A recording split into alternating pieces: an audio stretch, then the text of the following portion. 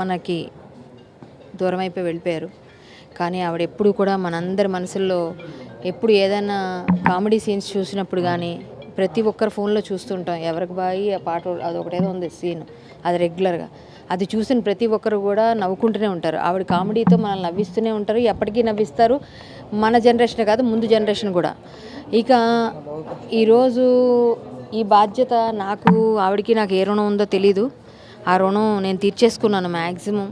నాకు ఇప్పుడే కాదు, ముందు నుంచి ఆవిడతో అనుబంధం అలాగా. ఆవిడ ఎంత దూరంగా ఉందామన్నా ఆవిడకి ఏదో ప్రాబ్లం వచ్చినప్పుడల్లా నేను దగ్గరికి వెళ్ళేదాన్ని. ఎందుకంటే ఆవిడ మాట కటుగా ఉంటుంది కానీ పరిస్థితి వయోభారం కాదా.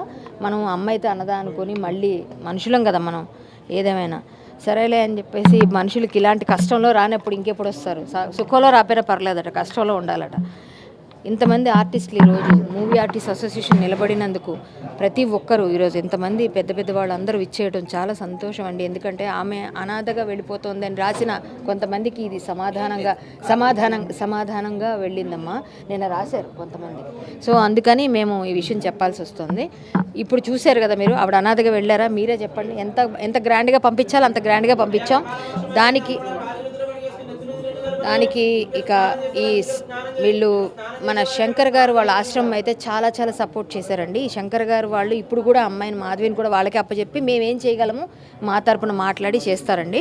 విష్ణు గారు లేరు కాబట్టి వచ్చినాక ఒక మీటింగ్ ఉంటుంది. నరేష్ గారు అందరూ పెద్దవాళ్ళందరూ ఉంటారు, మురళీమోహన్ గారు, ప్రతి ఒక్కరూ బాధ్యత తీసుకుంటారు. మా చేతనైంది మేము చేస్తాము. నేను అమ్మకి ఎలాగైతే సేవ చేశానో ఆమె నా మాట వింటుందని కొంచెం నాకు అప్పచెప్పారు కాబట్టి ఇప్పుడు కూడా నేను ఆమెని కొంచెం చూసుకోవాల్సిన బాధ్యత ఉంది. ఇంకా ముందు కూడా ఆమెకు కూడా కొంచెం సేవ చేయాల్సిన పరిస్థితి ఉంది. వీళ్ళతో పాటుగా నాకు కూడా బాధ్యత ఉంది కాబట్టి చేస్తాము.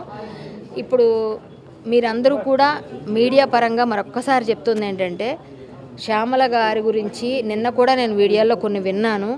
అసలు లేనివి ఉన్నవి కూడా రాస్తున్నారండి మీ వ్యూస్ కోసం. దయచేసి అవన్నీ రాయకండి.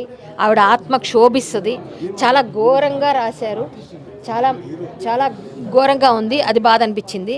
ఎవరైనా సరే యూట్యూబర్స్ నాకు తెలిసి ముఖ్యంగా వాళ్ళకి నేను చెప్తున్నా, బాబు ప్లీజ్ తమ్ముళ్ళు మీరందరూ అర్థం చేసుకోండి. ఆవిడ వెళ్ళిపోయిన వాళ్ళందరూ మంచివాళ్ళు అంటారు. వాళ్ళ మీద మనం ఆవిడకి నిజంగా మీకు ఏం తెలియదు ఆవిడ గురించి, ఆవిడకి ఎవరు ఉన్నారో తెలియదు, ఏమీ తెలియదు. మీరు ఏది పడితే అది రాస్తే చూసిన వాళ్ళు వాళ్ళ అమ్మాయి నేను నాకు చూపిస్తుంది తంబనేలు. అమ్మాయి చదవడం వచ్చు కదా, అమ్మాయి నాకు తంబనేలు చూపిస్తుంది. పిచ్చి పిచ్చి తంబనేలు పెట్టారు అమ్మాయి గురించి. ఎవరు నలుగురు లేరట పాడిమోయడానికి. ఇప్పుడు ఎంతమంది ఉన్నారండి ఇక్కడ? మీకు సాక్షిగా చెప్తున్నాం. ఇలాంటివన్నీ మా అసోసియేషన్ నిలబడితే మా పట్టించుకోలేదన్నారు. ఇప్పుడు మా ఎక్కడ మేమందరం లేమా? మేమందరం మా అండగా ఉంది. మాలో నేను జాయింట్ సెక్రటరీ, నాకు అప్పచెప్పారు. ముందు నుంచి నేను చూస్తున్నాను కాబట్టి నాకు అప్పచెప్పారు. నేను దగ్గరుండి కార్యక్రమం నిర్వహిస్తాను. మీరు లేదు ఎవరు రాలేదని రాయొద్దండి దయచేసి. ఇదంతా క్లియర్గా చూశారు కాబట్టి దయచేసి ఆవిడ మీద పోయిన వాళ్ళ మీద ఇంక రాయొద్దు మన వ్యూస్ కోసం. అది మాత్రం ఆ పాప గురించి కూడా ఇంకేం రాయొద్దండి ప్లీజ్. ఆమెను బాగా చూసుకుంటాం. ఆమె ఆత్మకు శాంతి చేకూరాలని కోరుకుంటూ వీళ్ళ ఫౌండేషన్కి కూడా మేము కృతజ్ఞతగా ఉంటాము. ఖచ్చితంగా వాళ్ళు మాకు serve needy foundation, ready to serve foundation, వీళ్ళు మాకు సపోర్ట్ చేస్తున్నారు. ఇంకా సపోర్ట్ ఇంకా చాలా మందికి చేస్తారండి, చేయాలని కోరుకుంటున్నాను. అందరికీ నమస్కారం.